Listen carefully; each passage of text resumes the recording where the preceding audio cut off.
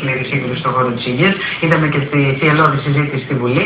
Θα συζητήσουμε λοιπόν για το ζήτημα αυτό με τον πρόεδρο του Εθνικού Οργανισμού Φαρμάκων, τον κύριο Γιάννη Τούντα, και το μέλος της δίκης του Ιατρικού Συλλόγου της Αθήνας, τον κύριο Σωτήρη Δρίτσα. Καλησπέρα και στους δυο σας. Λοιπόν, και να ξεκινήσουμε, κύριε Τούντα, από εσάς. Τα γενώσιμα φάρμακα δεν υπάρχει καμιά αμφιβολία, αυτά τα αντίγραφα των πρωτότυπων φαρμάκων, εν πάση περιπτώσει, υπάρχουν και κυκλοφορούν σε ολόκληρο τον κόσμο. Με διαφορετικές νομοθεσίες, με διαφορετικό πλαίσιο λειτουργίας, πάντως υπάρχουν. Πετε μου... Στην Ευρώπη είναι κοινό το πλαίσιο. Δεν είναι διαφορετικό. Δηλαδή, οι διαδικασίες που εφαρμόζονται στην Ελλάδα είναι οι διαδικασίες που εφαρμόζονται σε όλες τις ευρωπαϊκές χώρες. Θέλω να μου πείτε κάτι. Πώς είμαστε διασφαλισμένοι, γιατί εκεί μπαίνει το ζήτημα και θα μας πει και ο κύριος Δρίτσα στην δικιά του άποψη, ότι αυτά τα γενώσιμα, αυτά τα αντίγραφα των πρωτότυπων φαρμάκων είναι ακριβώς τα φάρμακα τα οποία χρειάζεται ο κάθε ασθενής και δεν παρεκκλίνουν σε ενέργειες και παρενέργειες, να το πω έτσι, από τα πρωτότυπα, από αυτά που συνήθως συνταγογραφούνται στην Ελλάδα. Γιατί μην μου πείτε για το θα εξοικονομήσουμε φαρμακευτική δαπάνη, αυτό είναι απολύτως κατανοητό και καλά θα κάνουμε να την εξοικονομήσουμε. Να δούμε τώρα την ουσία, στην οποία είναι αντίθετοι οι γιατροί κυρίως. Λοιπόν, να πούμε και αυτά πρώτα απ' όλα ότι τα γενώσιμα ή αντίγραφα φάρμακα είναι πρώτα απ' όλα φάρμακα απολύτως ασφαλή και απολύτως αποτελεσματικά. Αυτό είναι μια διαδικασία η οποία πιστοποιείται από όπου και προέρχονται αυτά, από θεσμούς της Ευρωπαϊκής Ένωσης, με πιστοποίηση της Ευρωπαϊκής Ένωσης. Είναι φάρμακα τα οποία κυκλοφορούν και στη χώρα μας και σε όλες τις χώρες του κόσμου εδώ και πολλά χρόνια και δεν έχει παρουσιαστεί κανένα ιδιαίτερο πρόβλημα για αυτά τα φάρμακα. Εξαρτάται από πού τα προμηθεύεσαι, δεν είναι όλα ίδια. Όχι, δεν έχει κανένα λόγο να μιλάμε για το από πού το προτιμευόμαστε το φάρμακο. Δεν είναι όλα ίδια, δεν χρησιμοποιούν όλα τα γενώσιμα φάρμακα για να μπουν στην Ευρώπη. Πρέπει από όπου και αν προέρχονται, είτε έρχονται από την Αμερική, είτε από την Ινδία, είτε από τη Γερμανία, να έρθουν από εργοστάσιο που έχει πιστοποιηθεί και έχει ελεγχθεί από την Ευρωπαϊκή Ένωση. Επίσης, αυτό το εργοστάσιο περνάει τακτικούς ελέγχους επιθεώρησης από τα όργανα της Ευρωπαϊκής Ένωσης με επιθεωρητές που συμμετέχουν και από τον ΕΟ. Και την τελική έγκριση. Η άδεια την δίνει κατά βάση, όχι, την άδεια την δίνει κατά βάση πλέον ο Κεντρικός Οργανισμός Ευρωπαϊκός Φαρμάκου που εδρεύει στο Λονδίνο και ένα μέρος μόνο πια μικρό τον δίνουν οι εθνικοί οργανισμοί όπως είναι ο. Αλλά και στη μία περίπτωση είτε το δίνει κεντρικά η Ευρώπη, είτε το δίνουν οι εθνικοί οργανισμοί, η διαδικασία είναι ίδια και η διαδικασία κυριαστά είναι πάρα πολύ αυστηρή. Να κάνω μια ερώτηση ακόμη. Βεβαίως. Αυτά τα γενώσιμα φάρμακα τα προμηθευόμαστε σε συσκευασία κάψουλα, τυποποιημένα ή παίρνουμε την δραστική ουσία? Τι προμήθεια είναι αυτή που κάνουμε? Να το πω κάπως αλλιώς, παίρνουμε τη δραστική ουσία χύμα. Τι κάνουμε δηλαδή? Όχι, εξαρτάται πού παράγονται αυτά τα φάρμακα. Γιατί έχουμε και πολλά γενώσιμα φάρμακα που παράγονται στην Ελλάδα. Το 90% των γεννοσύμων φαρμάκων σήμερα στην Ελλάδα είναι από ελληνική φαρμακοβιομηχανία, η οποία είναι μάλιστα μια πολύ σημαντική βιομηχανία, με πάρα πολύ σημαντική προσφορά στην ελληνική οικονομία, με 8.500 εργαζόμενους, οι οποίοι παράγουν αυτά τα γεννόσιμα φάρμακα. Ένα 10% εισάγεται από άλλες χώρες και αυτό το 10% εισάγεται κυρίως από την Αμερική και από την Ινδία. Να ρωτήσω τον κύριο Δρίτσα για να μπούμε στην κουβέντα τώρα. Κύριε Δρίτσα, έτσι όπως τα λέει ο κύριος Τούντας, ακούγονται όλα ασφαλή. Και το ένα πλεονέκτημα βεβαίως είναι η εξοικονόμηση της δαπάνης, το οποίο το αφήνουμε στην άκρη γιατί το θεωρούμε δεδομένο και τι πρέπει να γίνει. Τώρα να δούμε την ουσία. Εσείς γιατί αντιδράτε? Και μάλιστα πολύ έντονα. Τι σας προβληματίζει στα φάρμακα αυτά?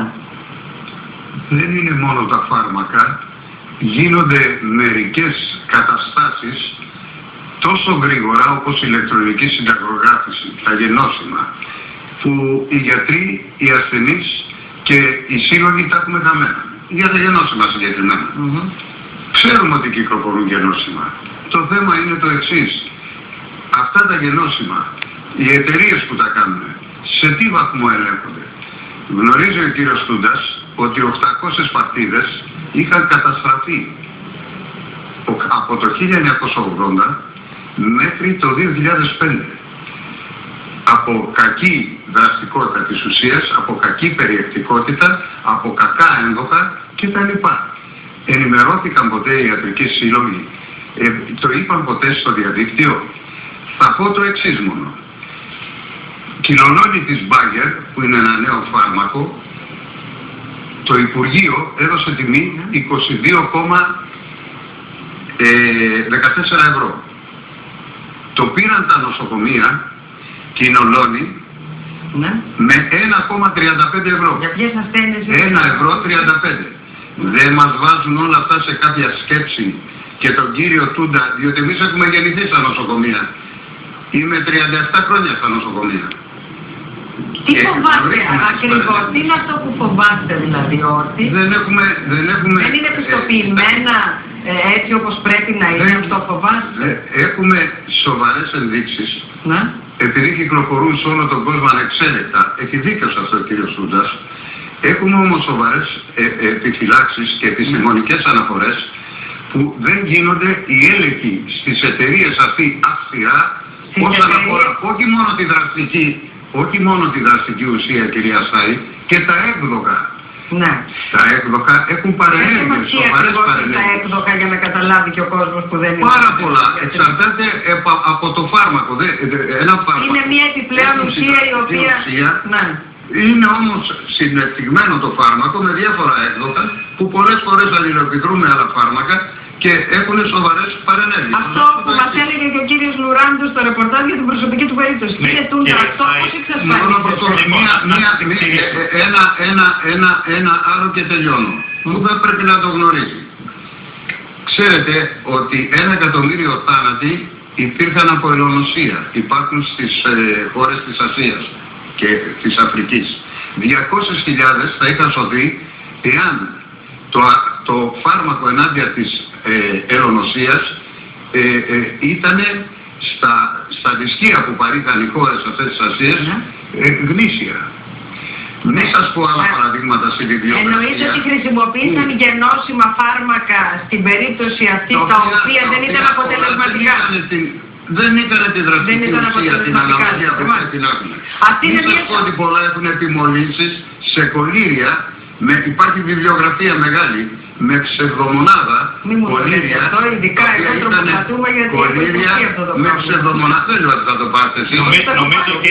Νομίζω κύριε Τρίτα, τώρα φτάσαμε σε σημείο να εξελογούμε. Έλατε να δούμε τώρα. Να δούμε πού βρίσκεται η μέση οδός. Τώρα νομίζω κύριε Τρίτα μετά από χρόνια. Όχι, γιατί μιλάτε για ένα παρελθόν που δεν ισχύει πλέον.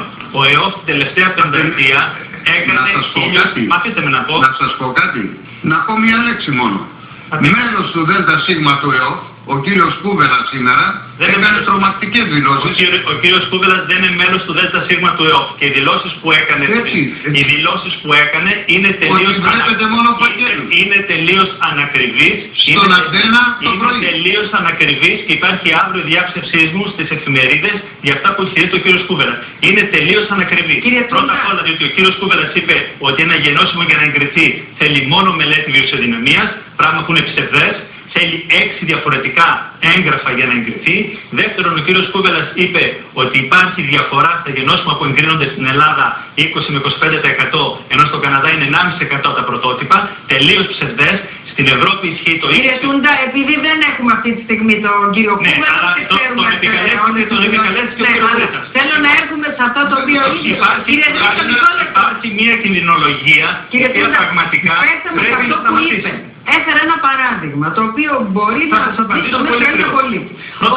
Σε μία περίπτωση χορηγείται ένα φάρμακο γενώσιμο, το οποίο έχει ένα έκδοχο, να το πω, δεν ξέρω αν το λέω σωστά, έχει μια επιπλέον ουσία δηλαδή, η οποία δημιουργεί ένα σύνολο στο τέλος, το οποίο δεν έχει αποτελεσματικότητα στη συγκεκριμένη αρρώστια. Και έφερα το παράδειγμα των φαρμάκων που χρησιμοποιείται στις χώρες της Αφρικής.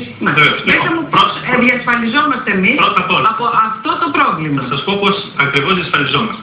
Πρώτα απ' όλα, ο ΕΟΦ την τελευταία πενταετία έχει κάνει 1000 εργαστηριακούς ελέγχους, εκ των οποίων τα 900 ήταν σε γενώσιμα. Τα προβλήματα που εντοπίσαμε ήταν σε ελάχιστο ποσοστό, σε ένα ποσοστό 4%. Οι 10 καταγγελίες που μας γίνανε το 2011 ήταν για 50 φάρμακα, των οποίων τα μισά ήταν πρωτότυπα, τα μισά ήταν γενώσιμα, και όταν τα ελέγξαμε, τελικά βρήκαμε ελάχιστα προβλήματα. Άρα, αυτό που θέλω να πω ξεκάθαρα. Δηλαδή είναι, ο ΕΟΦ τελικά μέσω των ελέγχων. Μέσω των ελέγχων που κάνουμε, γιατί κάνουμε και εργαστηριακούς ελέγχους, πηγαίνουμε επιθεωρητές πρακτικά και στα εργοστάσια και στους χώρους που διακινούνται το φάρμακα. Παίρνουμε δειγματοληψίες, κάνουμε επιθεώρηση καλής παραγωγής, καλής διακίνησης και θέλω να πω ξεκάθαρα ότι δεν υπάρχει θέμα ασφάλειας, ποιότητας και αποτελεσματικότητας στο φάρμακο που έχει. Τότε γιατί υπάρχει όλος αυτός ο θόρυβος? Ο κύριος Δρίτσας έχει δίκιο στο εξής θέμα. Ότι ένα φάρμακο μπορεί να έχει την ίδια δραστική ουσία, αλλά τα έκδοχά του μπορεί να διαφέρουν. Που σημαίνει ότι για έναν άρρωστο μπορεί να ταιριάζει περισσότερο το ένα φάρμακο και όχι το άλλο. Αυτό δεν σημαίνει ότι το άλλο φάρμακο δεν είναι ασφαλές ή δεν είναι ποιοτικά και αποτελεσματικό. Δυνατότητα επιλογής όμως. Γι' αυτό κυρία Στάι, και εγώ έχω πει δημόσια, ότι κακώς αυτή τη στιγμή πιέζει η Τρόικα να μην υπάρχει δυνατότητα επιλογής του γιατρού στο φάρμακο που θα δώσει. Το φάρμακο πρέπει να είναι ευθύνη του γιατρού. Απλώς ο γιατρός πρέπει και αυτός να μάθει, αντί να λειτουργεί ανεξέλεκτα όπως λειτουργούσε μέχρι τώρα, να μάθει να συμβουλεύεται τα πρωτόκολλα που τα χρησιμοποιούν διεθνώς όλοι οι γιατροί, να μάθει να χρησιμοποιεί την ηλεκτρονική συντακογράφηση και από εκεί να μπορεί να παίρνει τη σωστή πληροφόρηση για ποιο φάρμακο πρέπει να δώσει και πότε πρέπει να το δώσει. Τι θα ισχύσει στη χώρα μας? Θα έχει τη δυνατότητα ο γιατρός να επιλέξει το φάρμακο που νομίζει ότι είναι αποτελεσματικό στον ασθενή του? Είπε κάτι πολύ σοβαρό ο κύριος Στούντας και χαίρομαι ότι την ευθύνη την έχει ο γιατρός. Τον ευχαριστούμε γι' αυτό. Κύριε Δήμαρχε, το έχω πει επανειλημμένα γιατί και εγώ είμαι γιατρός και ξέρω τι σημαίνει, ειδικά σε ένα χρόνο. Κύριε Στούντα, πέστε μας τι θα ισχύσει αυτό, ότι να μπορεί ο γιατρός να επιλέγει το φάρμακο ώστε να αρνείται ένα γενώσιμο που θα έχει έκδοχο, όπως είπατε, που δεν θα είναι αποτελεσματικό στον ασθενή του? Θα σας πω, αυτό θα ολοκληρωθεί με την ψηφοφορία του σημερινού νομοσχεδίου. Αυτό που διαπραγματευτήκαμε από πλευράς της ελληνικής μέχρι χθες, δεν ξέρω τι θα ψηφιστεί. Περιμένουμε ψηφοφορία. Αυτό πάντως που ζητήσαμε και το δέχτηκε η Τρόικα ήταν ότι αντί να μπει αυτή η εφαρμογή της δραστικής ουσίας που αντιδρά σωστά ο ιατρικός κόσμος 1η Μαρτίου, να πάει πιο πίσω, να ετοιμάσουμε το έδαφος ώστε μέσα από την ηλεκτρονική συνταγογράφηση και τα πρωτόκολλα και να μπούμε σταδιακά.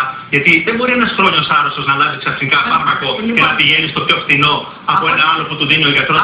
Από ό,τι καταλάβαμε, θα πρέπει να περιμένουμε την απόψινή ψηφοφορία, γιατί είναι κρίσιμο το ζήτημα να έχει τη δυνατότητα ο γιατρός να επιλέγει ποιο φάρμακο χορηγεί στον ασθενή του και να αρνείται αυτό το γενώσιμο, κάποιο γενώσιμο, το οποίο θεωρείται ότι δεν έχει αποτελεσματικό. Ναι, αλλά το ίδιο μπορεί να μην και πρωτότυπο.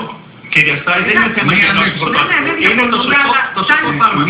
Να μην περιοριστούμε όμως. Και θα παρακαλέσω πολύ και τους γιατρούς επιτέλους να κάνουν το καθήκον τους όταν έχουν πρόβλημα με ένα φάρμακο, αντί να βγαίνουν και να το λένε στις τηλεοράσεις και στα ραδιόφωνα, να το αναφέρουν στην κίτρινη κάρτα που έχουν υποχρέωση να το αναφέρουν στον ΕΟΦ, ώστε να μπορεί ο ΕΟΦ να κάνει σωστά τη δουλειά του.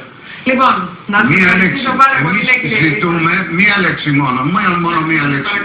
Ευχαριστούμε για αυτά που λέει ο κύριος Στούντας και εκείνο που ζητούμε είναι συνεργασία μεταξύ των αρμοδίων ιατρικών συλλόγων με το Υπουργείο Υγείας. Μας έχουν αγνοήσει. Λοιπόν,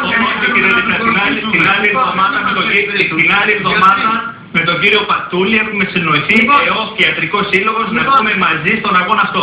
Λοιπόν, στον αγώνα να βγείτε μαζί και να τα αποφασίσετε παρέα. Φτάνει να ψηφιστεί αυτό που πρέπει να ψηφιστεί απόψε, κύριε Τούντα. Ήσασταν σαφείς και ως προς αυτό. Λοιπόν, να σας ευχαριστήσω πολύ και να συνεχίσουμε. Μία ακόμη επιβάρυνση τώρα για όσους χτίζουν.